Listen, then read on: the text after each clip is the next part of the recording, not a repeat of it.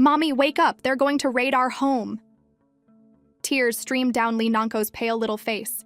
Her voice was choked with fear as she shook her sleeping mother, Song Yi. Song Yi's eyes fluttered open with the drowsy grace of a waking beauty. "Keiki, did you have another nightmare? Don't be scared. Mommy's here. Dreams are just dreams. They can't come true." Lee Nanko's shoulders shuddered with sobs. Hearing her mother's words, her tiny body trembled. No, the dream is real. She'd dreamt that her world was actually a novel called after a fiancé swap, I Lived My Best Life. The heroine of the book was her aunt, Song Hui. In her first life, her aunt had used her father's doting nature to marry the heir of the Marquis of Anping, only to die in exile after his family's assets were seized. Meanwhile, her own mother, Song Yi, had married a poor scholar and became the wife of the prime minister, living a life of glory. But then her aunt was reborn.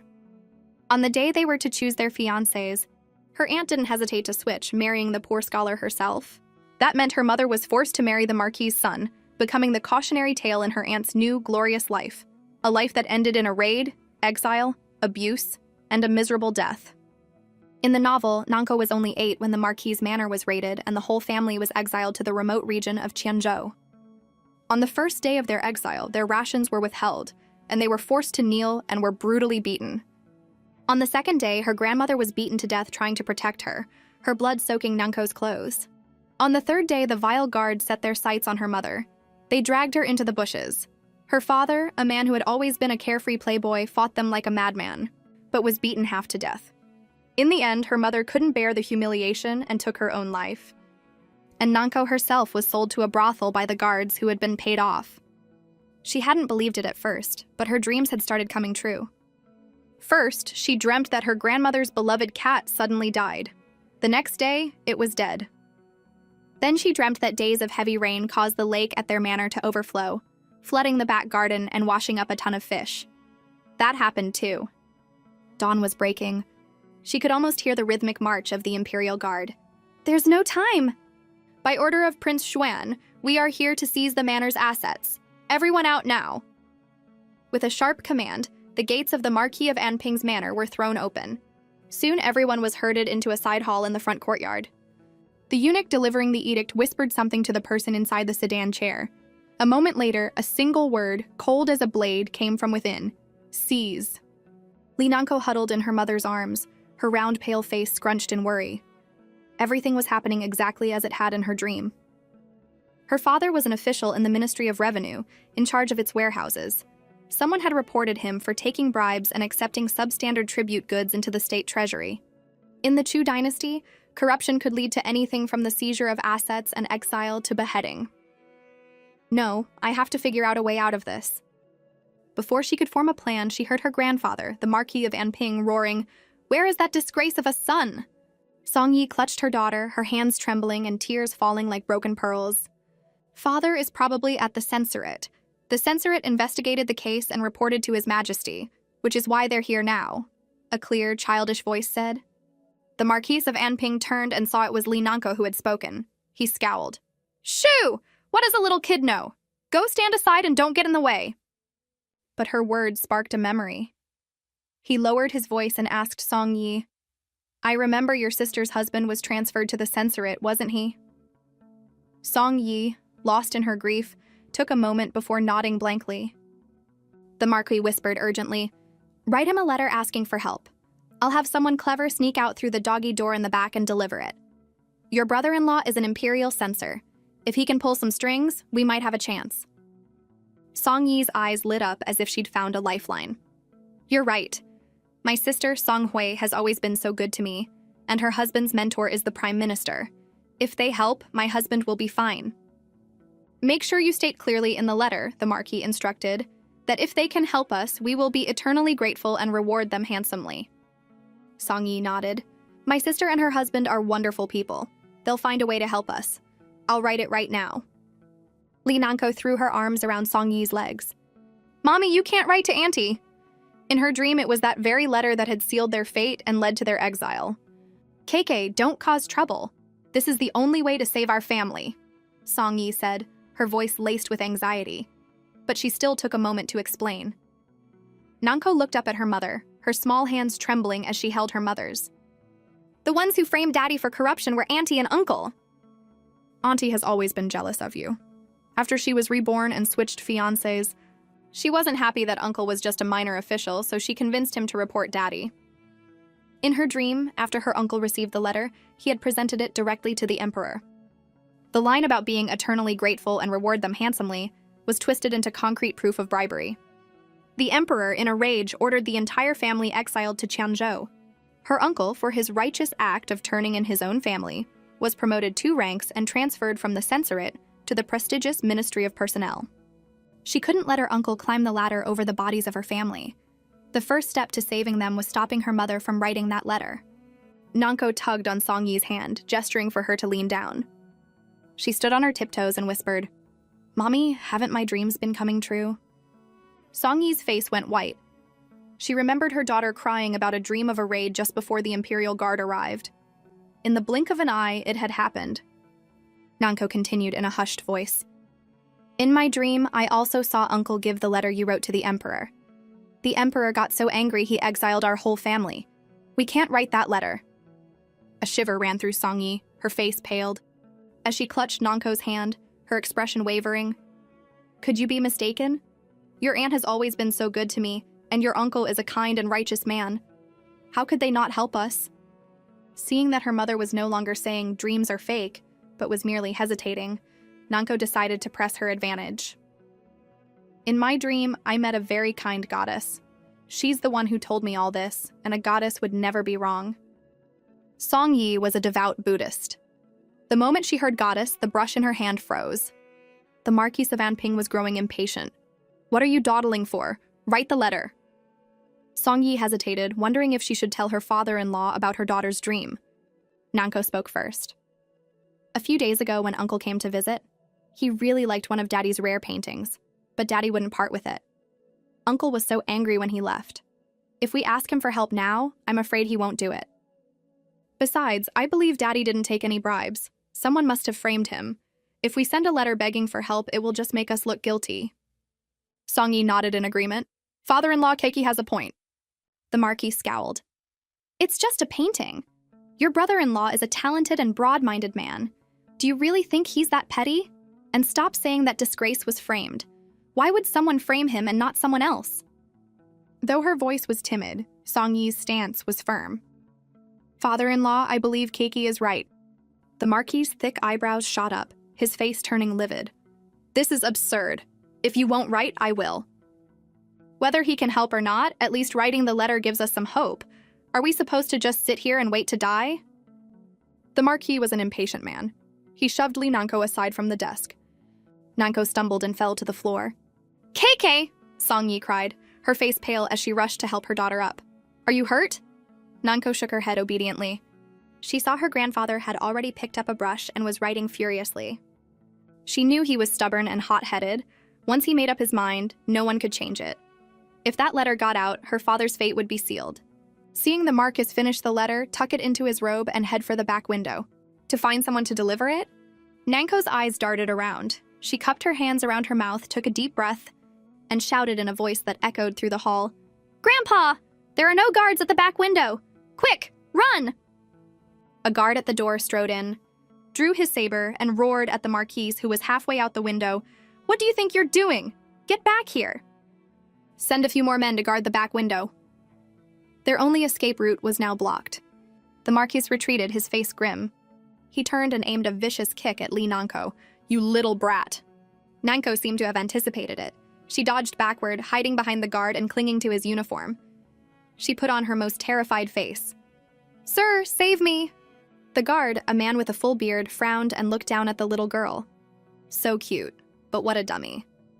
The old Marquis was clearly trying to sneak out for help, and his own granddaughter had blurted it out for everyone to hear. The bearded guard sighed, then held his saber out to block the Marquis. "Sit down and behave.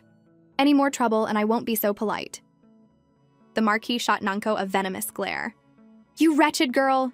If this family suffers because of you and your father, I'll be the first to beat you to death." Nanko secretly rolled her eyes. As long as we don't ask Uncle for help, there's still a chance for Daddy. Song Yi's eyes lit up when she saw her daughter. She pulled Nanko into her arms and asked urgently, "Quick, tell me, Did the goddess give you any other advice on how to save us? In her dream, the family had been exiled, so she hadn't succeeded. But that didn't mean there wasn't a chance this time. Nanko looked up at her mother, her expression serious. Mommy, do you believe Daddy took bribes? Song Yi shook her head instinctively. Your father is a man of simple tastes. He's always seen money as filth. How could he take bribes? Nanko's face was earnest. His Majesty only ordered a raid for now. He's probably waiting for the results before deciding on a punishment. Since Daddy didn't take any bribes, they won't find any illicit money or goods, right? Song Yi's eyes brightened. She looked at her daughter, a little stunned. This child was usually so playful and mischievous, always whining and throwing tantrums. But now she was speaking with such clear logic, as if she were a different person. It had to be the goddess's guidance. Nanko turned to a nearby desk, picked up a brush, and wrote 2 words on a piece of paper. After blowing the ink dry, she folded the paper, handed it to Song Yi, and whispered a few words in her ear. Song Yi's expression changed. She glanced at the large crimson sedan chair in the courtyard. This was also the goddess's idea? Nanko nodded with complete certainty. Inside that chair sat Prince Xuan, the emperor's youngest and only full-blooded brother. The emperor doted on him endlessly. The prince was only 12. Yet the emperor had already given him command of the 50,000-strong imperial guard. Rumor had it the emperor planned to make him his successor. Remembering the events of her dream, Nanko whispered, Mommy, if we want to save Daddy and our family, Prince Xuan is our only hope. Hearing the words, only hope, Song Yi shivered. Pushing down her fear, she stood up, walked to the door, and handed the folded paper to the bearded guard. Please present this to His Highness. The guard was instantly suspicious. Don't even think about bribing our prince. Song Yi quickly waved her hands, repeating what her daughter had told her to say. It's not a bribe. It contains something His Highness is very interested in. The guard's expression hardened. He took the note and grunted. Wait here, before turning and walking toward the sedan chair. The Marquis of Anping jumped to his feet, wanting to scream at Song Yi but not daring to raise his voice. He hissed, You fool, Prince Xuan is ruthless and cruel. Just last month he ordered the execution of Censor Liu and his entire clan. Suddenly, a flurry of torn paper fluttered out of the sedan chair, scattering on the ground like snowflakes. Song Yi saw the shredded note and her face went ashen. Nanko frowned, her little face wrinkled with worry. Did I write too little? Did he not understand? The Marquis's face was grim. See? What did I tell you? You think Prince Xuan is going to save us? Li Nanko, don't think I don't know this was your idea. You're just like your worthless father. You're going to get us all killed. I'll beat you to death right now as an apology to the prince. Father-in-law, if you want to hit or yell at someone, do it to me. Don't scare Kiki. Song Yi cried, holding her daughter tight. The Marquis glared at them, a vein throbbing in his forehead. You two made this mess. You clean it up. If you can't, I'll kill this little brat myself. What's all the shouting? The bearded guard snapped. The Marquis jumped. That letter, it was their idea. It has nothing to do with the rest of us. Sir, does the prince want to see my mother? Nanko asked, looking up at the guard, her round eyes full of hope. The bearded guard looked down into her bright, clear eyes and thought, maybe this kid isn't such a dummy after all. He shot a look at the Marquis and nodded. His Highness has summoned Lady Song. The Marquis scoffed. I told you the prince would never... His words caught in his throat as he processed what the guard had said. What? The prince wants to see you? He was so shocked he nearly bit his tongue. Prince Xuan wanted to see her? He must have summoned her to punish her himself. The Marquis's eyes narrowed. Go and apologize to His Highness, and don't you dare drag the rest of us down with you. The moment Song Yi heard Prince Xuan wanted to see her, she felt her knees go weak. Nanko knew her mother was terrified, but she had to go with her. She would have preferred to talk to the prince herself, but she was only 8. No one would take the word of an 8-year-old seriously. She looked up at the bearded guard, grinning to show her neat little teeth and the dimples in her cheeks. Sir, can I go with my mommy? Please, sir? I'll be really good. I won't talk or cause any trouble. She looked so adorable that the guard felt a pang of pity. It's just a little girl. The prince probably won't mind. Let's go. Thank you, sir. You're such a nice person. Good things will happen to you. Nanko's eyes lit up. She took Song Yi's hand. Mommy, let's go. We shouldn't keep the prince waiting. She tugged her mother down and whispered again, Mommy, remember what I told you. Saving Daddy depends on you now. Song Yi lifted the curtain and stepped into the sedan chair. A massive dog suddenly shot up onto its front paws, fur bristling, and leaped at them. Ah! Song Yi screamed and collapsed, instinctively pulling Nanko into her arms to shield her with her back. But the dog was impossibly fast. It pinned Song Yi's arm with one giant paw and pushed its head right against Nanko. The next second, however, the ferocious beast began rubbing its head against Nanko's face, its eyes narrowing into happy slits. A cold voice cut through the air. The young boy reclining on a small couch spoke with a murderous edge. Shuiying! Zhuiying let out a soft whine and reluctantly pulled its head back, flopping dejectedly onto the floor. The boy snorted. Any more of that, and he gets no meat for 2 days. Shuiying whimpered again, a low, mournful sound. The bearded guard couldn't help but glance at Nanko, who was kneeling on the floor. What terrible luck. Why did she have to provoke Shuiying? The dog never got close to anyone but the prince. This sudden affection meant she must have done something to trick it. The prince was probably going to kill her. Nanko was secretly studying the young boy on the couch. Prince Xuan, Shen Kong, was 12 years old, an age when most boys were full of energy. But he was wrapped in a thick white fox fur cloak, and there was no life in him at all. In her dream, when Shen Kong had bought her from the brothel, she had already been a teenager. He had been nearly 20 then, and he had seemed even colder and more violent than he did now. Yet in the end, this same man had died a horrible death for her sake. A strange sadness welled up inside her.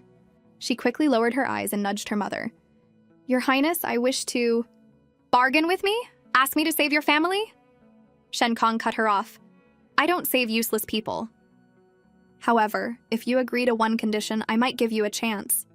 Not just one condition, Your Highness. 10, 100, anything as long as you can save my husband and my family, Song Yi stammered. Shen Kong's pale lips curved into a cruel, bloodthirsty smile. Shuiying's favorite food was rich, tender meat. His gaze landed on Nanko's smooth little face. Song Yi crumpled to the floor, the tears she'd been holding back finally spilling over. Use my flesh. As long as Your Highness saves my husband, I am willing to be fed to your dog. A flicker of impatience crossed Shen Kong's eyes. You can't bear to part with the child? Then get out. I'll do it. I'll feed Shuiying, as long as Your Highness will clear my father's name. Nanko suddenly spoke up. Her voice was childish but clear and firm. Shen Kong's eyes narrowed, a strange light glinting within them. You're not afraid, little girl? Kike, no! Song Yi wrapped her arms tightly around her daughter and tried to crawl toward the exit. We'll find another way. There has to be another way. She would rather die herself than let her daughter be harmed. Nanko wriggled her head free and wiped the tears from her mother's face. Don't be scared, Mommy. Didn't the prince just say Shuiying can't have meat for 2 days? That means I get to live for at least 2 more days. An idea sparked in Song Yi's mind. She saw her daughter, with her back to the prince, give her a quick wink and whisper, Mommy, just agree for now. I have a plan. Song Yi hesitated. This was Prince Xuan, the man who killed without blinking. She couldn't gamble with her daughter's life. Nanko spoke up again, her voice bright. 2 days is more than enough time for Your Highness to investigate Daddy's case. You're so brilliant, you could probably solve it in a day. No, half a day. Shen Kong's ears twitched. A soft scoff escaped his throat. Childish. Did she really think flattery would work on him? Nanko, after calming her mother, turned back to Shen Kong. We've agreed to your condition, so you'll keep your word and give us a chance, right? She didn't know why her letter hadn't worked, but now that Shen Kong was willing to talk, she had to seize this opportunity. The little brat actually found a loophole in his words. He was curious to see how she planned to solve the dog feeding problem in 2 days. Shen Kong snorted and slowly sat up. The censorate has conclusive evidence and witness testimony in Li Mu's corruption case. Why do you think he was framed? Did you read it in his face? Nanko puffed out her cheeks. The prince was so infuriating, but now wasn't the time to be angry. She tugged on Song Yi's hand. Mommy, didn't you say you had a way to prove Daddy was framed? Song Yi's voice trembled. The handwriting, Your Highness can compare the handwriting. Shen Kong's brow furrowed. Is that it? Foolish. Before issuing the order, His Majesty had the censorate verify the warehouse ledgers. They bear Li Mu's signature, and it matches the sign-in sheets at the ministry. I've given you your chance. If you have no other evidence, get out. Song Yi was paralyzed with fear, her legs weak and tears streaming down her face. She was always like this. Whenever she was scared, she would cry uncontrollably, unable to speak a word. Don't be scared, Mommy. Nanko straightened up and wrapped her arms around Song Yi's neck, whispering a few more words in her ear. Her daughter's voice was like a pillar of strength, cutting through the fog of her tears. Song Yi quickly untied the pouch at her waist and, with trembling hands, pulled something out. My husband has always been a romantic. This is a love poem he wrote for me 8 years ago. If your highness compares this to the handwriting from the ministry, you will surely see the difference. Nanko watched Shen Kong's face. Though he looked impatient, his eyes flickered toward the paper in her mother's hand. She quickly took the poem and stepped forward to present it to him. Shen Kong picked up the paper with 2 long, elegant fingers. His sharp brows rose slightly. He called out, Erfang, halt the seizure for now. Leave some men here to stand guard. Then his gaze fell on Nanko. Still here? Nanko's eyes lit up. She quickly pulled her mother. Mommy, let's go. Just as they stepped out of the sedan chair, Shen Kong's icy voice stopped them. Wait. She froze and turned back. Shen Kong studied her, his dark eyes devoid of any warmth. In 2 days, I will send someone to pick you up. Make sure you're clean. My Zhuiying prefers clean meat. Nanko grinned, her dimples appearing. You got it! When Nanko and Song Yi returned unharmed, the Marquis of Anping nearly leaped out of his chair. The prince didn't kill you? How is that possible? What did he say? Did he agree to save us? Song Yi wiped her tears and nodded. I think he agreed. What do you mean you think he agreed? Couldn't you have asked for a clear answer? Go back and ask him when he's going to let us go, the Marquis roared. Nanko pointed to the sedan chair outside. The prince hasn't left yet. Why don't you go ask him yourself, Grandpa? Just then, the men in the courtyard began to move. 12 guards lifted the sedan chair and departed. A few other guards carried away one of the confiscated chests, while another squad remained to watch over the seized items. Nanko's sharp eyes saw that the chest they took contained her father's paintings. A wave of relief washed over her.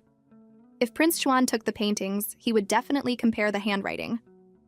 The family spent the rest of the day in anxious uncertainty. Suddenly, a woman walked in, smiling as she greeted the guards. Gentlemen, thank you for your hard work. I am the wife of Zhao Hong from the censorate, and I've brought some food for my sister. Hearing that voice, Nanko's little fists clenched. It was her aunt, Song Hui, the reborn villainess from the book. Since they hadn't been exiled according to the original plot, her aunt had clearly gotten nervous. Song Hui's voice was choked with emotion. Sister, you must have been so scared. I'm here now, don't worry. She opened a food container and handed a pastry to Nanko. Keke, you must be starving. Look what Auntie brought you, your favorite sweet chestnut cakes. They were just baked today. Go on, eat. Nanko took the cake and studied Song Hui. She used to think her aunt was so wonderful, so elegant and confident, unlike her own mother who just cried at the first sign of trouble. But after her dream, she understood one thing. When it came down to life and death, the person who seemed as soft as dough was the one who would die to protect you, while the person who seemed perfect could smile as they pushed you into an abyss. Her hand tightened, crushing the soft cake into crumbs. She looked up and saw Song Hui offering another plate of pastries to the Marquis. The Marquis was full of gratitude, shooting a dark look at Song Yi and Nanko. See? Family is family. No one would just stand by and watch you suffer. A glint appeared in Song Hui's eyes. What does that mean, my lord? Were you worried that if something happened to your family, we would immediately cut ties? My husband works at the censorate. At the very least, he can get a message to the right people. The Marquis snorted as he ate. It's not that we didn't want to ask for your help. It's that someone said Mr. Zhao had his eye on my son's painting, and when he wouldn't give it up, they worried Mr. Zhao would hold a grudge. Oh, that's a terrible misunderstanding, Song Hui said, clutching her chest, and looking at Song Yi with a pained expression. Sister, how could you think that about my husband? He's always been so kind and generous. He's not a petty man. Song Yi wiped her tears, her face flushing. I was just so scared and panicked at the time, I wasn't thinking straight. Song Hui gripped her hand tightly. Oh, my dear sister, you were being so foolish. Why didn't you come to us for help? And who did you ask instead? You didn't ask Prince Xuan, did you? The Marquis grumbled. It was Prince Xuan, all right. Song Hui gasped, then covered her mouth. Sister, you fool! Prince Xuan is unpredictable and violent. He killed his own mother and brother at a young age. He's not going to show us any mercy. Song Yi turned pale, her body trembling. She clutched her sister's hand. Then what do we do? My husband is already trying to pull some strings. Listen to me, sister. How much money do you have on you? Give it all to me so I can bribe the right people. Money? We don't have any. They've taken everything. What about the shops from your dowry? You can't leave right now. Give me your personal seal and I'll go for you. I'll withdraw all the cash from the shops before the Imperial Guard seals them. Sobbing, Song Yi reached for the pouch at her waist. A small, chubby hand suddenly closed over hers. Li Nanko's clear voice rang out, Mommy! Nanko threw herself into her mother's arms, her face tilted up and her lip trembling pitifully. Mommy, I'm hungry. Song Hui was just about to get the seal when Nanko interrupted. She was annoyed but forced herself to be patient. Keikei, be a good girl. Eat some chestnut cakes. I'm talking to your mommy about how to save your daddy. Nanko turned to her, blinking her big round eyes. Auntie, did you forget that Mommy and I get rashes and swollen lips when we eat chestnuts? You always say you care so much about us, but I guess you were just teasing me. A strange feeling pricked at Song Yi. She had been allergic to chestnuts since she was a child, and her daughter had inherited it. She had mentioned it to her sister more than once, but it seemed she had completely forgotten. Song Hui looked awkward for a second, then quickly smiled and switched the plates. Of course I remember. How could I forget? You and your mother can't eat chestnuts. I just got mixed up in all the excitement. This plate of plum blossom cakes is for you two. Song Yi's eyes flickered. She remembered her sister had offered the chestnut cakes to Kiki first, even emphasizing they were baked today. It didn't seem like a mistake. Sister, about what I was saying, Song Hui pressed. Nanko swallowed a bite of plum blossom cake and looked at Song Hui curiously. Auntie, do you and Uncle believe Daddy was framed? Song Hui was losing her patience, but forced a nod. Yes, of course. That's why I'm telling your mother to get the money to save him. Relatives should help each other. Nanko nodded earnestly, looking as obedient as could be. Auntie says relatives should help each other, so why can't Uncle just help Daddy directly? Why does he need money? If we don't have money, will Uncle not help save Daddy? Oh, I get it. You and Uncle just want our money. Song Hui was so shocked she almost lunged to cover Nanko's mouth. But Song Yi stopped her. Sister, what are you doing? Song Hui hid the jealousy in her eyes and took a step back, forcing a sad smile. Children say the darndest things. You don't think that's what I meant, do you, sister? Song Yi tightened her grip on her daughter, her lips pressed into a thin line. At first, her daughter's words sounded like a child's outburst, but the more she thought about it, the more sense it made. If a relative truly wanted to help, they would just help. Why would they immediately ask for money? Seeing her sister's silence, Song Hui's heart sank, but she kept her voice soft. Sister, you don't get out much, so you don't understand how things work. You can't ask for favors without spending money to smooth the way. Nanko quickly thought it over. By stopping her mother from writing the letter, she'd prevented her aunt and uncle from using it as false evidence. So now her aunt was trying to trick her mother into giving them money, so they could frame them for bribery. She looked at Song Yi with a troubled expression. Mommy, didn't you say the shops have been losing money lately? Song Yi caught on immediately, a bitter smile on her face. Yes, my dowry shops have been in the red all year. I haven't made a single coin. Nanko stepped forward and looked up at Song Hui hopefully. Auntie, since you're so sincere about helping us, why don't you lend us the money first? Song Hui wasn't an idiot. She wasn't about to use her own money. She forced a strained smile. I'd love to, but unfortunately we're a little short on cash ourselves. She turned to the Marquis. Don't you think my sister is lying to me? How could the shops just happen to be losing money this year? I think she's just being stingy and is ready to give up on her husband. The Marquis chimed in. Your sister is right. Stop wasting time and do as she says. Even if Prince Xuan made you a promise, he's not going to actually lift a finger to help. Nanko trotted over to her grandfather and held out her small hand. Grandpa, do you have any money on you? We need it to save Daddy. The Marquis turned away. I don't have any money. But Mommy doesn't have any money either. and you're still trying to force her to get some.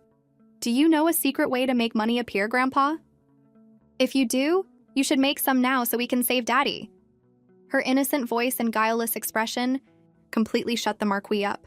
What does a kid know? Go away. Nanko threw herself into Song Yi's arms, sobbing, Mommy, what are we going to do? We don't have any money to save Daddy. Song Hui was fuming, for the first time finding Song Yi difficult to deal with. Just then, a guard captain appeared at the door to escort her out. She quickly stood up to leave, her face a mask of concern. Don't worry, sister. I'll go home and have my husband think of another way. Nanko was secretly thrilled. Her mother no longer trusted Song Hui. Once her father was safe, she would reveal the truth about her aunt's family. Song Hui left the manor in a rage, her expression instantly darkening. This isn't right! She didn't understand what had gone wrong. Why wasn't the plot following her memories from her past life? Suddenly, an idea struck her. If she couldn't get the real letter, she would forge one. She refused to believe she couldn't ruin them. Meanwhile, elsewhere, Shen Tong leaned back in an armchair, glancing at the documents on the table. He raised an eyebrow at the row of censors standing before him. This is the evidence you found of Li Mu's corruption? One of the censors stepped forward. Yes, Your Highness. We received an anonymous tip that Li Mu was accepting bribes and substandard goods. We found the goods in the warehouse, and the entry logs were all signed by him. We compared the signature to the daily sign in sheets, and the handwriting is a match. Shen Tong looked up, his narrow eyes fixed on the man. And you are? The chief censor answered. This is Zhao Hong, a new imperial censor who was transferred here last month. I was going to have him recuse himself since he is Li Mu's brother-in-law, but Censor Zhao insisted on taking on the responsibility. He was very efficient in his investigation. Zhao Hong's lips curled into a smirk. Prince Xuan must be impressed with me. This could be my chance for a promotion. You have the heart to righteously turn in your own family, but you lack the brains to back it up. In a word, foolish. The smile on Zhao Hong's face froze, making his mouth look crooked. Your Highness, why would you say such a thing? Did Li Mu ever confess to the crime? No criminal ever admits to their crime. Did you compare the handwriting? It matches the sign and sheet. That's enough to confirm it. Erfang. Erfang produced 2 documents and placed them on the table. Gentlemen, what differences do you see in the handwriting? The chief censor carefully compared the letter and the painting. The writing was fluid and elegant. The writing in the ministry's ledger, however, was rounded and neat. They didn't look like they were written by the same person. Zhao Hong frowned. Even if the handwriting is different, that doesn't prove Li Mu is innocent. Perhaps he's skilled in 2 different styles of writing. Shen Kong's eyes snapped open, a cold light glinting in them. Does the censorate base its investigations on evidence or speculation? Zhao Hong's face stiffened. I misspoke, Your Highness. Shen Kong tapped the painting. Li Mu's grandfather was named Li Chen. To observe the naming taboo, whenever Li Mu writes the character Chen, he intentionally leaves out 1 stroke. Take a look at the sign in sheets and the warehouse ledgers. Is the stroke missing from the Chen character in the time entries? Zhao Hong and the chief censor leaned in. On the painting, the character Chen was indeed missing a stroke, but on the official documents, it was written completely. The chief censor spoke up. Could it be that Li Mu really was framed? Zhao Hong's face darkened. Impossible! Who would report him? He's just a minor warehouse official. He must have been guilty. Just then, a servant's voice came from the door. Mr. Zhao, a letter has arrived from your home. It's for official business. Zhao Hong's eyes lit up. He quickly opened the letter and smiled. Things are going even better than I thought. He presented the letter to Shen Kong. This is a letter of appeal written by Li Mu's wife, Lady Song herself. In it, she confesses on his behalf and asks me to help him. Shen Kong glanced at the letter, his pale fingers drumming on the table. Bring in Li Mu. Soon Li Mu was brought in. He was a handsome, slender man, and even in his white prison robes, he had a scholarly air. Zhao Hong's expression was grave. Li Mu, your wife has confessed for you. We have her letter as proof. Do you have anything else to say? Li Mu's brows shot up in anger.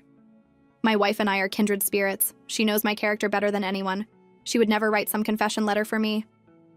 Zhao Hong's face was dark as he threw the letter at him. This is your wife's handwriting. See for yourself. Li Mu picked it up, glanced at it, and burst out laughing. This handwriting is so ugly it could never be my wife's. Her writing is elegant and neat, not like this mess. Besides, my wife always uses her personal seal on her letters. Shen Kong, who had been silent, raised an eyebrow. Proof? Limu stepped forward and fumbled in his robes, pulling out a small pouch. Inside was a collection of papers folded into heart shapes. Your Highness, please see for yourself. These are poems my wife wrote to me. They have her signature and her personal seal. Shenzhong opened one, and after reading it, passed it to the two men below. The chief censor examined it and declared they were indeed written by two different people. Shen Kong's voice was thin. Why does the handwriting on your sign and sheets and warehouse ledgers look completely different from your letters? How do you explain that? Lima opened his mouth, seemed to remember something, and then shut it again. A flicker of impatience crossed Shen Kong's pale face, his voice sharp. I despise liars. Limu, this is your only chance. Tell the truth, or your entire family will be executed. Limu panicked. I'll confess everything. A few days ago, my wife came down with a sudden illness and was bedridden. We are deeply in love, and I wanted to stay by her side to care for her, so I was unable to go to work. Shen Kong's brow twitched as if he was struggling to maintain his composure. So? Limu hung his head and mumbled. So, I asked someone to sign the ministry's records for me. Zhao Hong's face trembled with rage. Limu, that's dereliction of duty. Shen Kong shot him a cold look. And this is the major corruption case the censorate has been investigating? You are responsible for overseeing all officials, yet you conduct your investigations like a farce, with flimsy evidence and sloppy work. You're all style and no substance, not just foolish, but incompetent. Zhao Hong's face went white and he dropped to his knees. It's over. My career is over. He returned home in a daze. The moment he walked in, Song Hui rushed to greet him, her face full of anticipation. How did it go? With the letter, is Limu's corruption charge confirmed? Zhao Hong shoved her away, his voice shaking with fury. You have the nerve to ask me that? What was with that letter? Why wasn't it in your sister's handwriting? Did she trick you? Song Hui stumbled, her back hitting the edge of a table. Tears welled in her eyes. How is that possible? Song Yi's handwriting is terrible. I've been able to imitate it perfectly since we were children. What? You forged the letter? Zhao Hong was stunned. What were you thinking? Song Hui couldn't explain the truth, so she mumbled, That idiot Song Yi was so scared by the raid she was just crying and couldn't even hold a brush. I had no choice but to write it for her. I'm sure my forgery was perfect. How could they have seen through it? Zhao Hong was livid. You call that perfect? The prince had love poems that Limu and Song Yi wrote to each other. The two sets of handwriting were completely different. Anyone who wasn't blind could tell. Prince Xuan called me incompetent. You've completely ruined my chances for promotion. Song Hui was stunned. In her previous life after the raid, Zhao Hong had been promoted 2 ranks because of this incident. A sense of panic washed over her. She felt like things were spinning out of her control, but she couldn't figure out why. She covered her face and began to cry. Are you blaming me? All these years I've worked so hard for you, for our future. And now after one failure, you blame me. I should have just kept my mouth shut. Zhao Hong pinched the bridge of his nose, his patience wearing thin. But Song Hui always seemed to know things before they happened. She had helped him avoid many pitfalls and build an impressive record. He had been promoted twice in the few years since he'd married her, and even his transfer to the capital was thanks to her. She was a lucky charm. Thinking of this, he suppressed his anger and comforted her. Song Hui's tears stopped, and she leaned against his shoulder, but her heart was in turmoil. In her past life, she had been Limu's wife for 8 years, and he had never written her a single poem. Why did Song Yi get them? Even more terrifying, why were things different from her memories? She had to figure out what was going on. That evening, Shen Kong was reclining on his couch drinking his medicine. Erfeng was sighing beside him. Limu is a lucky man to have such a clever daughter. The edict for their exile had already been issued, but that little girl managed to turn everything around. It's like she tore up the edict to save her family. Of course. His greatest luck was that your highness was willing to help. You knew he was innocent the moment you saw the love poem, didn't you? The medicine bowl suddenly flew through the air. You talk too much. Shen Kong stood up, shooting him a cold look. I was just trying to find a tasty lunch for Shuiying. At the words tasty lunch, Shuiying's head shot up, its big watery eyes shining. The prince is as stubborn as a rock, Erfeng thought. Shen Kong snorted, threw on his cloak, and walked out. Before a delicious meal, one must fast. Starve him for a day. We'll go to the Marquise of Anping's manor tomorrow afternoon to pick up the little girl. Zhuang let out a mournful whine and hung its head. Erfeng patted its head sympathetically. The prince is punishing you for getting friendly with that little girl yesterday. Poor thing. Try to be a little smarter next time. Erfeng hurried after the prince. Your Highness, are you really going to feed that cute little girl to Zhuang? Shenzhong didn't even look at him. What else? Save her for New Year's? In the Marquise of Anping's manor, Li Nanko sneezed and woke up with a start. The sky was already bright. The whole family had slept in the side hall, with her grandparents crammed onto the small couch. Song Yi's voice trembled. KK, look outside! An imperial edict has arrived! The sharp voice of a eunuch woke everyone in the hall as the manor gates were opened once again. Look at the mess you've made, the Marquise roared. If you hadn't gone to Prince Xuan, would the exile edict have come so quickly? And that disgrace of a son, he's dragged us all down with him. On the road to exile, I'll kill the three of you first. The Marquise's wife retorted, Why are you scaring them? If we're to be exiled, then that is our family's fate. We deserve this. The Marquis was furious. You dare talk back to me? That useless son of ours is your fault. You spoiled him rotten. The Marquise trembled with anger and began to cough violently. Grandma, don't be angry! Nanko ran to her side and gently patted her back. She turned to her grandfather, her round eyes flashing with anger. In her dream, the moment the exile order came, her grandfather had beaten her father. On the second day of the exile, when her grandmother was beaten to death protecting her, he had just stood by and watched. Remembering this, Nanko's voice choked. The eunuch hasn't even read the edict yet. How can you be so sure it's for our exile? The Marquis scoffed. Only exile edicts are delivered before the morning court session. Besides, the guards who will escort us are already here. It's no use being scared. You can blame your useless father for dragging us all down with him. Nanko said, What if it's not for our exile? Maybe Prince Xuan has already proven Daddy is innocent. If your father is innocent, then it'll snow in June. The Marquis sneered. If we're exiled, it's every man for himself. It was your father's mistake, so you three can suffer the consequences. Don't come begging us for help. Nanko tilted her head up defiantly. And if we're not exiled, will it still be every man for himself? The Marquis glanced at the eunuch approaching the hall. He was wearing a plain blue robe, the kind worn to announce punishments. He shot Nanko an annoyed look. If you're that lucky, then you can be in charge of this family from now on. Nanko's eyes lit up. Deal! Marquis of Anping, will you receive the edict? The eunuch's shrill voice called from outside. The Marquis shoved Nanko out of his way and strode out. By the grace of heaven, the Emperor proclaims, Li Mu, heir to the Marquis of Anping, has neglected his duties and failed the Emperor's trust. He is hereby stripped of his position, sentenced to 30 strokes of the cane, and fined 5,000 taels of silver. He will be released upon the conclusion of the case. The Marquis of Anping, for his failure to raise his son properly, will be fined 1 year's salary and receive 20 lashes. A wide smile spread across Nanko's face.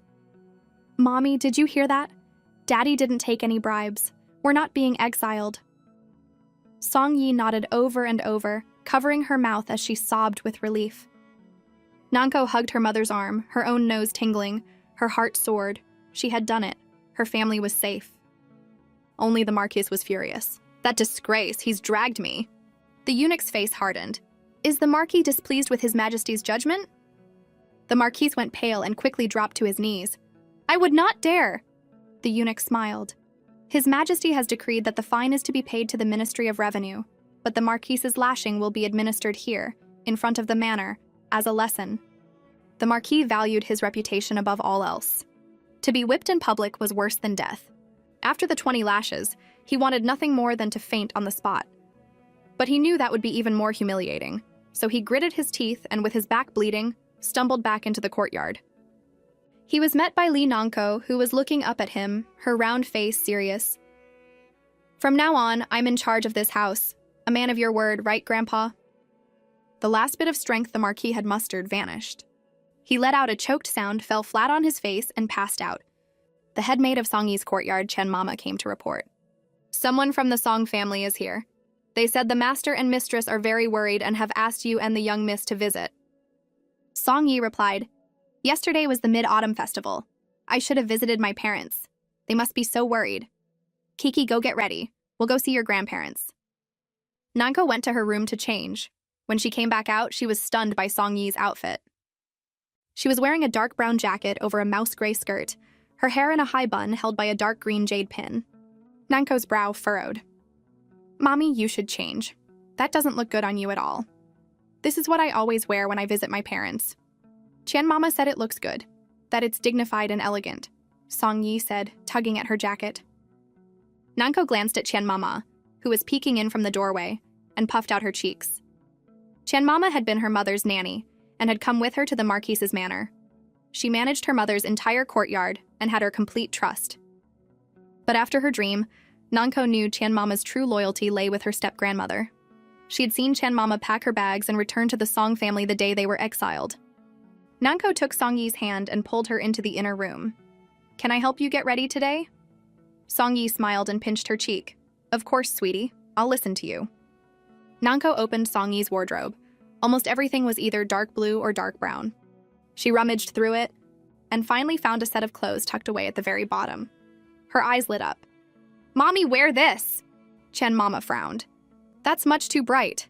It looks frivolous and undignified, not suitable for the mistress. Besides, the young master is still being held at the censorate. If the mistress dresses so flamboyantly, what will people think?" Song Yi looked at Nanko, troubled. "She's right. I'm over 20 now. Bright colors don't suit me anymore. Maybe I should just wear what I have on." Nanko was sad but not angry. Her mother's own mother had died when she was young. Her current grandmother was a stepmother who was a master of appearances but had never truly cared for her. Otherwise, she wouldn't have allowed a servant like Tian Mama to mislead her mother with such twisted ideas about how to dress. Nanko looked up, her round eyes filling with tears. She let out a loud sob. "But I don't think it's too bright at all. It's just a normal color, and you look so pretty in it." "You trust Tian Mama more than you trust me. You don't love me." The sight of her daughter's tears broke Song Yi's heart. "Of course I love you more than anyone. Don't cry, I'll listen to you, okay?" "Really? Then from now on, I get to pick out your clothes." Nanko's tears vanished as quickly as they had come. She pushed her mother behind a screen to change. When she came out, Nanko's eyes widened. She pushed her mother in front of a mirror. "Mommy, look!" Song Yi felt a little self-conscious, tugging at her skirt. "Are you sure this looks okay, sweetie?" Nanko nodded enthusiastically. "Of course! You're the prettiest person in the whole world." Tian Mama was not pleased. "The young miss is just a child. How can the mistress indulge her like this? If you dress so frivolously, it will affect the young miss's reputation. How will she ever find a husband?" Song Yi went pale. "Maybe I should change back. This Tian Mama is trying to use me to threaten my mother." Nanko was not happy. "Tian Mama, come here. I have something to say to you." The maid walked over, looking down at her. "What is it, young miss?" Nanko opened the lid of a teapot and flung its contents in the maid's face. It was all done in one smooth motion. Caught completely off guard, Tian Mama was soaked.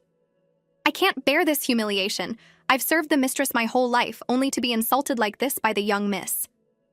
"I might as well just ram my head into a wall and die," she wailed, making a show of running toward the wall. "Tian Mama, no!"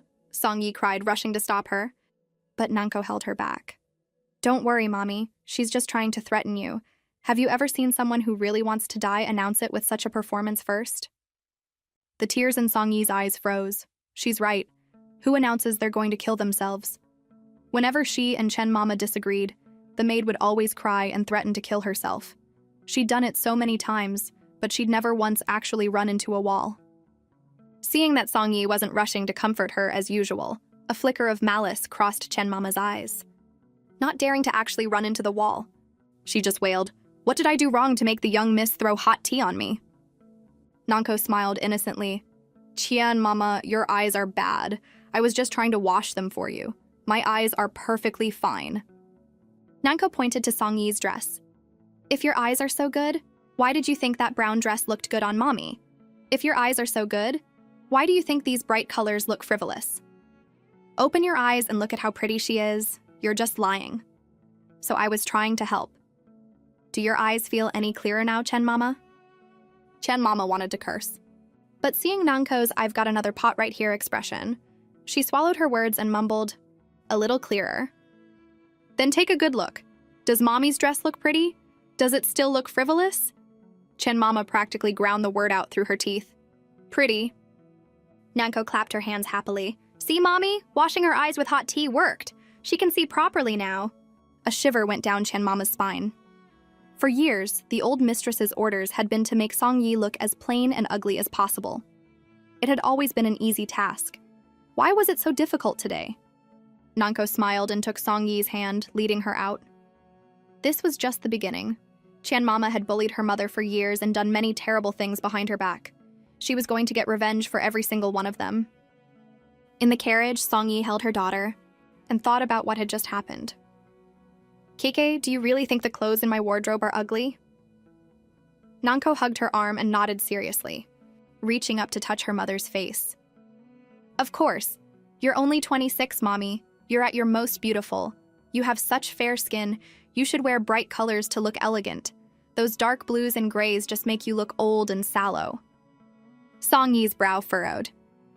Then why did Chanmama say those colors were dignified and elegant? Nanko told her the truth. Chanmama was lying to you. Grandma did that so you wouldn't outshine Auntie. She had Chanmama put you down and make you wear old-fashioned clothes. Song Yi's mouth fell open in shock. Soon, they arrived at the Song family home. The mistress, a woman named Zhang, rushed out to greet them, her face etched with worry. My dear daughter, I was so worried about you. Thank heavens you're all safe. Song Yi felt the familiar warmth of her stepmother's concern, and the tension in her face eased. I'm sorry to have worried you, Mother. A flicker of something passed through Zhang's eyes. Why did Chanmama dress you in such an outfit? You're too old to be wearing such flashy clothes. It makes you look frivolous. Song Yi's mouth fell open. She stared at her stepmother in shock. Zhang frowned, her voice rising. What are you thinking about? Did you hear me? Song Yi snapped back to reality. I heard you, Mother. Not getting the repentant response she expected, Zhang's frown deepened. I have a new gray and brown dress that I had made for your sister. You can go change into that. Remember, you should dress your age. A dignified appearance is what earns you respect. Song Yi's hands clenched. If she changed, she would be letting them control her again. She didn't want that. Just then, Nanko smiled and pointed. Auntie's here! Zhang smiled. Your sister was so worried about you. She must have heard you were here and rushed right over. Nanko winked at her mother. Song Yi took a few steps forward and held the gray dress out to Song Hui. Here, sister, this is for you. I don't want it. Song Hui started to refuse, but Zhang whispered in her ear, Your sister's outfit is inappropriate. I offered her the dress I had made for you. Just play along and trick her into changing into something ugly. It will make you look better. Song Hui immediately understood and smiled.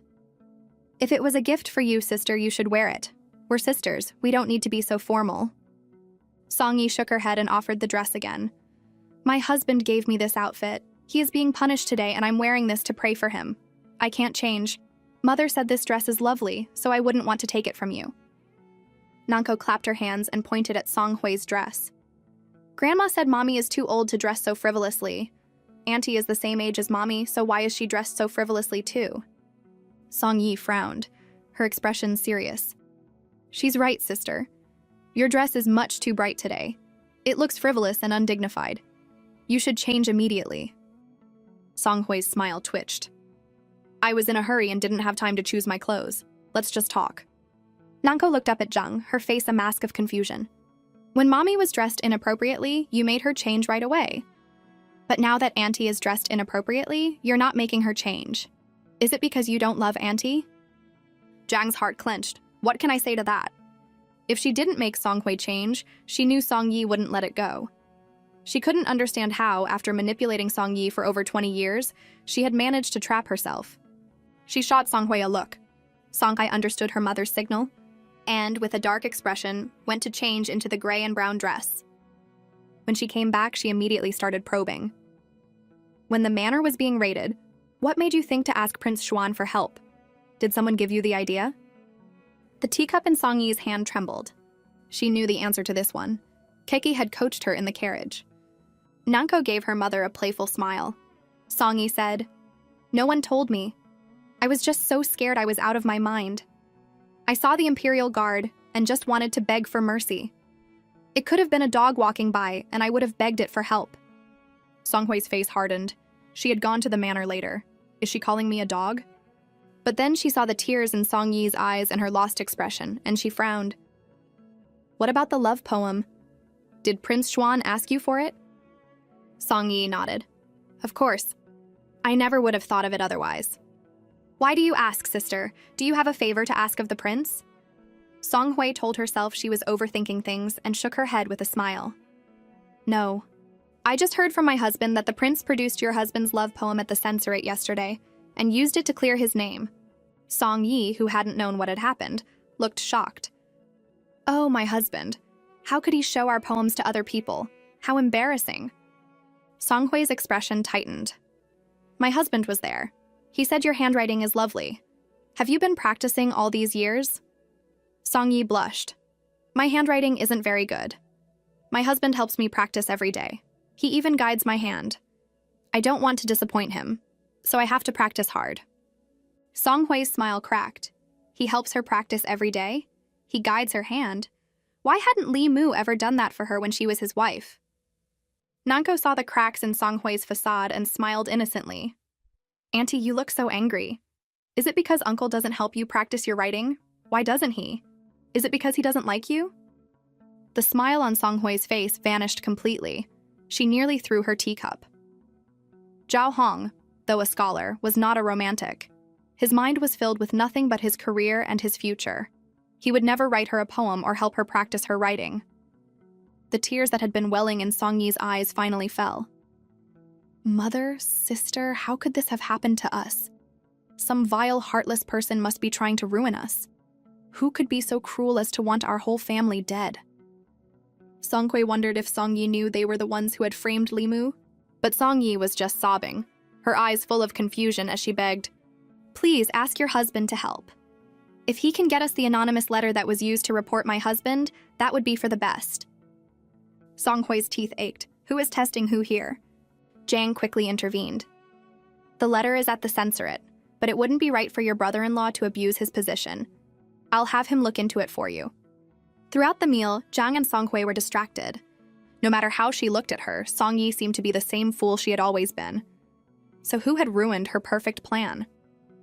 Could it have been Li Nanko? Nanko saw Song Hui looking at her, and blinked her big round eyes, offering her a chicken leg that had been picked clean. This chicken is so good, Auntie. You can have the bone. Song Hui shook her head, a forced smile on her face. She laughed at herself for even considering it. Li Nanko was only 8, all she cared about was food and fun. It seemed that even though she had lived through it once, the future could still change. She would have to be more careful from now on. After the meal, they didn't stay long. The moment they were back in the carriage, the tears Song Yi had been holding back finally fell. It was my sister and her husband who framed him, and they wanted to take our money. Why? Why would they do this to me? Nanko knelt in the carriage and wrapped her arms around her mother's neck, rubbing her cheek against hers. Don't be scared, Mommy. You still have me and Daddy. We'll always protect you. Suddenly, they heard the sound of horses neighing, and the carriage came to an abrupt halt. Song Yi instinctively held Nanko tight to keep her from falling, then called out to the driver, Why have we stopped? A voice came from outside. I am Zhang Erfeng, a guard from Prince Xuan's household. I am here on the prince's orders. To collect Li Nanko to be fed to the dogs. Song Yi clutched Nanko tightly, sobbing. My daughter is still so young. Take me instead. Please, I beg you, spare my daughter's life.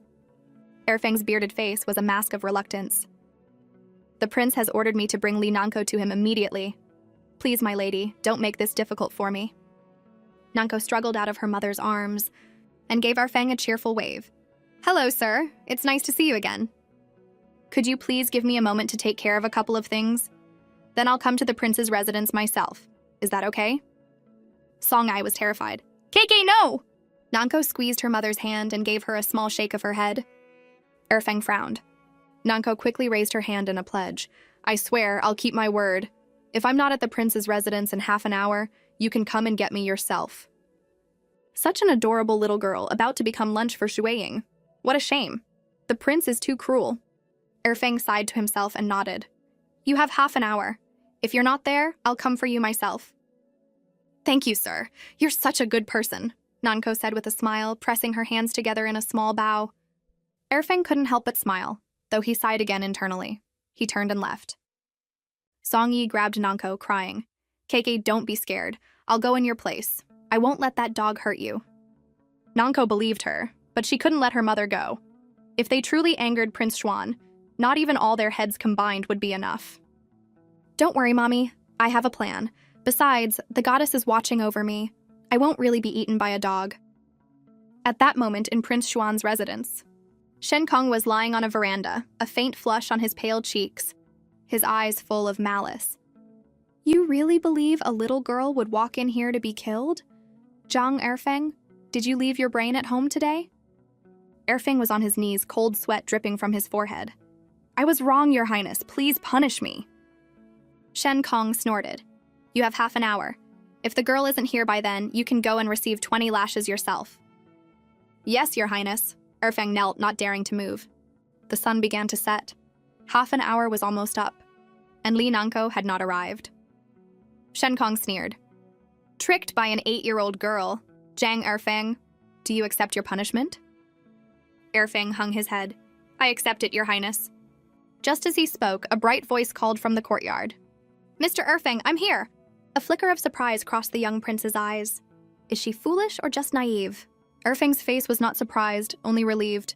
But that relief was quickly followed by a pang of pity. Li Nanko walked up to Shen Kong with a smile and knelt. Li Nanko of the Marquis of Anping's household greets Your Highness. Shen Kong barely opened his eyes. Throw her to Zhuoying. Erfeng sighed and gestured to Nanko. Come with me. Just a second, Mr. Erfeng. Let me get my things, Nanko chirped. She scrambled to her feet, ran to the gate, and took a basket that came up to her waist from one of the guards.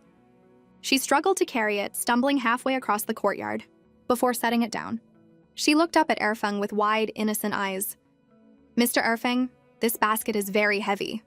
Erfeng's heart softened. He took the basket from her. I'll carry it for you. Nanko's eyes curved into crescent moons.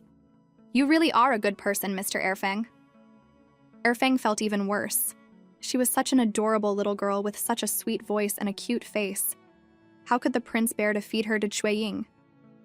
He made a decision. He placed the basket at the gate to Shuiying's enclosure and said, Wait here, I'll be right back. He was going to beg the prince to spare her, even if it meant being whipped himself. Who could stand to watch such a cute little girl be eaten by a dog? It was too cruel. He turned and strode away, leaving Nanko standing there, confused. Why did he look so grim? Was it because he couldn't bear to watch her being fed to a dog? Shuiying was a powerful beast, its short, thick fur, like armor in the afternoon sun. The sight of Li Nanko made its tired eyes, listless from a day and night of starvation, light up. Its body tensed, its ears perked up, and it let out a low, eager growl. The basket fell from Nanko's hands, and her face went pale. She had seen Shuiying like this in her dream. She knew this was the excitement of a predator that had been starved for 2 days and had finally found its prey. The reality hit her. Prince Xuan really intended to feed her to his dog. Nanko gave a small, pathetic wave. Shuiying, you're a very smart and powerful dog, right? Can we talk about this? Can you please not eat me? Shuiying let out a sharp bark, and with a powerful leap, launched itself at her.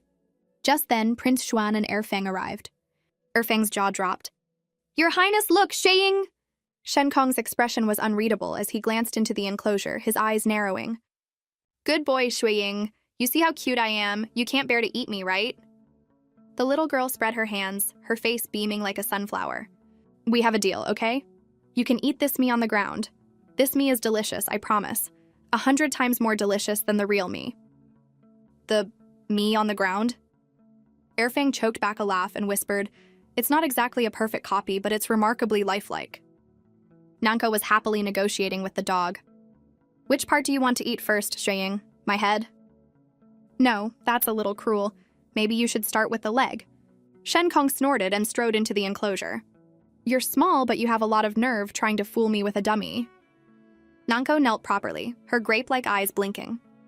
I'm not trying to fool you, Your Highness. You said that Shuiying likes rich, tender meat. I went to every market in the city to find the richest, most tender piece of meat I could. Shen Kong didn't even glance at it, just stared at her coldly. Nanko's hands clenched nervously. I did agree to feed Shuiying, but I never said I would feed it my own flesh. And Your Highness never specified that it had to be me, did you? Erfeng's eyes lit up. No one had ever managed to find a loophole in the prince's words before. This little girl was the first. Shen Kong leaned down, his face inches from hers. Are you exploiting the loopholes in my words? Nanko's round eyes blinked innocently. There are no loopholes, Your Highness. This is just how I understood it.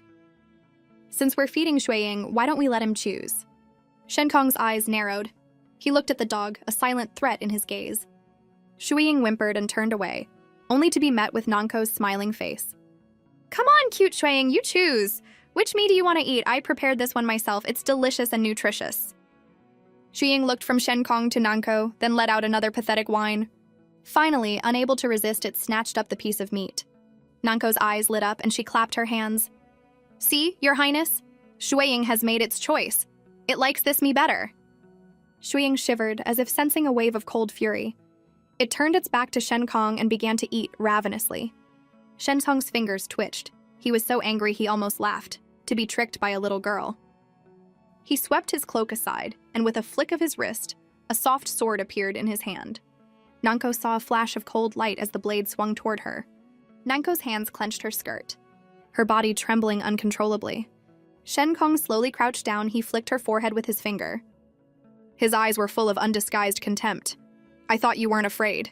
It seems you were just pretending. Nanko stared at him, too scared to speak. If you're so scared, then tell me. What did the 2 words you wrote on that paper mean? Nanko answered honestly. I wrote the words Chang Sheng. It is the name of the first prince, the son of His Majesty the Emperor and Her Majesty the Empress, and your nephew. 6 years ago, the first prince was lost during a rebellion. I know you've been looking for him. You should try looking in the direction of Taizhou. Shen Kong's gaze grew sharper. 6 years ago, his sister-in-law had been fleeing the rebels with him and Chang Sheng. In the chaos, Chang Sheng had been lost. And now he was hearing about his nephew's whereabouts from an 8-year-old girl. Speak. Is the Marquise's household conspiring with the rebels? How else would you know this? Nanko burst into tears. Your Highness, you know my father cares more about his family than his career. If we were conspiring with rebels, wouldn't we be trying to climb the ranks at court? Shen Kong snorted, the sword not moving an inch. If you're not with the rebels, then how do you know where Changsheng is? Nanko's grape-like eyes blinked, her expression a mixture of pitiful and sincere. That's my secret. You helped clear my father's name, and I gave you the information you wanted. The debt is paid. If you want to know my secret, you'll have to earn it with another favor. I told you I despise bargaining. Are you trying to provoke me? I wouldn't dare, but you can cut off my head and I still won't tell you. Nanko's teeth were chattering. She squeezed her eyes shut, looking like she was ready to die. Xueying's wet eyes darted back and forth. It suddenly lunged forward, knocking Nanko to the ground and rubbing its head against her. Nanko patted Xueying's head and then sat back up, kneeling. Xueying copied her, sitting on its haunches. They both knelt together before Shen Kong. Shen Kong was so angry he started to laugh, but the laugh turned into a series of harsh coughs. A trickle of dark red blood appeared between the fingers he held to his mouth. Your Highness! Erfeng cried, rushing to support him. I'll get the physician! Nanko frowned. In her dream, Shen Kong had been coughing up blood when he bought her. She hadn't realized it had started when he was only 12. Shen Kong was gasping for breath, his pale face tinged with red. It's fine. Since Xueying has saved you, I won't kill you for now. Tell me, where in Taizhou is he? She blinked, then answered, I'm not sure of the exact location, but he should be in the southern part of the city. If your information is wrong, I will still kill you, Shen Kong said. He tossed the sword to Erfeng and turned to leave. Erfeng gave Nanko a thumbs up. Not bad, kid. You've got guts. You're the first person to escape my master's sword. I'll have someone see you out. Put some medicine on that cut when you get home. It'll heal in a couple of days. Nanko gave him a sweet smile. Thank you, Mr. Erfeng.